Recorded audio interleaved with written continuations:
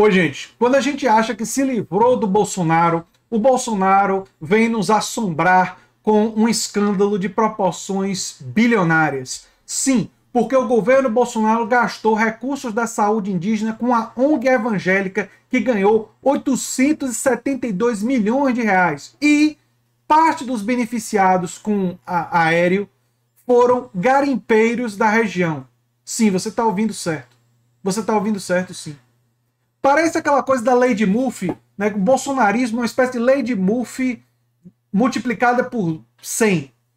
Tudo que pode dar errado ou ser pior para uma população indígena, ela dá errado da pior forma possível, não porque foi omissão, não porque eles não queriam, mas porque eles tinham intencionalidade de beneficiar garimpeiros e de beneficiar organizações evangélicas que nem entram nas terras indígenas. Sim, você ouviu certo.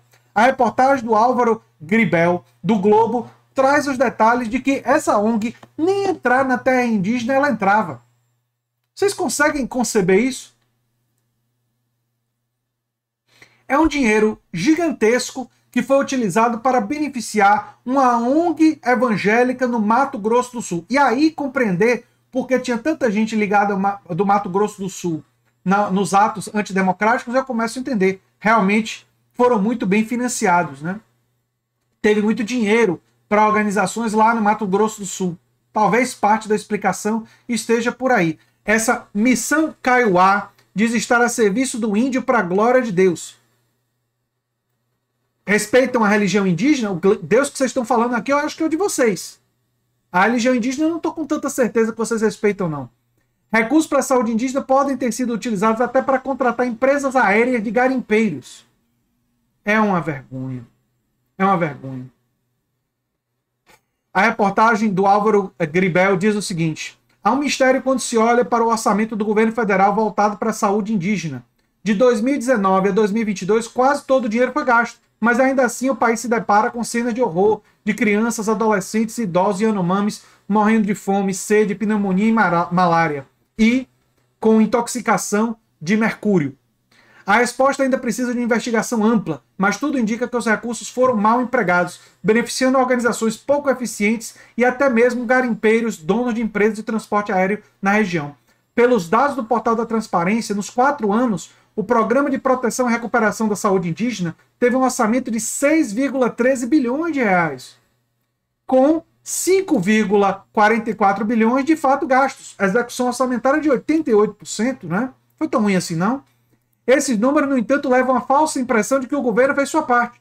A análise mais atenta das informações saltam aos olhos. A entidade que mais recebeu recursos foi uma ONG evangélica chamada Missão Kaiowá, que diz estar a serviço do índio para a glória de Deus. Nesses 4 anos foram 872 milhões enviados a essa organização, sediada no Mato Grosso do Sul, quase o dobro da segunda entidade que mais recebeu recursos, o Instituto de Medicina Integral Professor Fernando Figueiredo, com 462 milhões.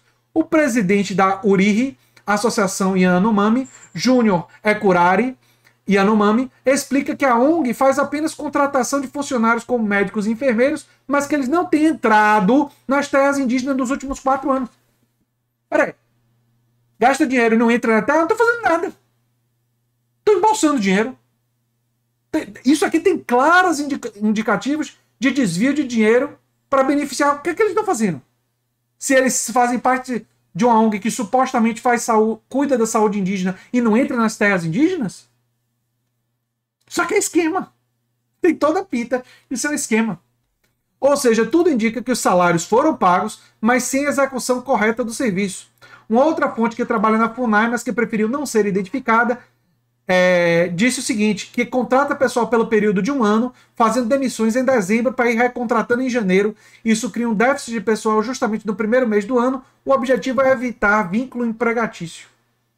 Isso aqui tem cara de esquema muito forte. Para as terras indígenas e Yanomamis, o Portal da Transparência identificou que 51 milhões do orçamento de 59 milhões em 2022 foram executados. Vocês lembram aqueles bilhões lá? Só isso aqui foi executado nas terras indígenas. O Júnior Ecurari explica que a maior parte desse recurso foi utilizado para a contratação de empresas de transporte aéreo, como aviões e helicópteros, que levam médicos e funcionários da região. mas muitos deles têm como donos os próprios garimpeiros que passaram a diversificar os seus negócios. Ou seja, beneficiando garimpeiros. O pouco de dinheiro que foi executado nas terras indígenas foi com a contratação de empresas de garimpeiros. O que houve foi descaso e crime. O dinheiro foi mal gasto e mal planejado. Perfeito. Quase tudo foi gasto com aéreo, avião e helicóptero para levar profissionais dentro do território, mas apenas na hora da emergência, quando muitas vezes já era tarde demais. Como a ambulância do SAMU nas cidades. Não sobra nada para comprar medicamentos. O que a gente precisa de prevenção, um plano de ação e compromisso com as vidas, afirmou Júnior. Essa liderança Yanomami que eu saúdo porque ele está coberto de razão. Ele está coberto de razão. A fala dele foi perfeita. De um lado, Bolsonaro estimulou a invasão de garimpeiros nas terras indígenas. Eu falei sobre isso no meu vídeo anterior, né? Eles levaram as doenças e a violência para a região. De outro, os próprios garimpeiros se tornaram donos de empresas de transporte aéreo e começaram a impedir profissionais de saúde, antropólogos, sociólogos e agentes públicos que frequentassem a região. Curari Yanomami ainda disse que pelo menos 6 postos de saúde nas terras indígenas e Yanomamis foram fechados nos últimos anos. A fala dele é precisa, explica, né? Eu achei muito bom que essa reportagem do Globo tenha ouvido essa liderança Yanomami que trouxe esses detalhes. Os garimpeiros ficam intimidando, ameaçando profissionais para pegar remédios. Por causa desses problemas foram fechadas 6 unidades básicas de saúde. Muitos Yanomamis ficaram sem atendimento e morreram sozinhos, sem nenhuma ajuda. Com os Yanomamis também faltou gestão. Se fosse um trabalho dentro da comunidade, atendimento com médicos, não tinha gasto isso tudo. Teria sido melhor aproveitado, né? Não é difícil entender como os indígenas chegam rapidamente ao óbito pela desnutrição, me diz essa fonte da FUNAI. Como eles não possuem geladeiras e nem todas as terras são boas para o plantio, eles precisam literalmente sair para caçar e pescar todos os dias.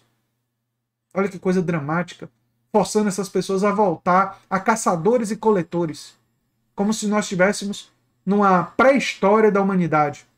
Quando uma enfermidade acomete parte da uma aldeia, como no caso de uma gripe ou pneumonia, eles perdem a capacidade de ir atrás dos alimentos, porque não há estoques. A crise se alastra rápido em questão de dias.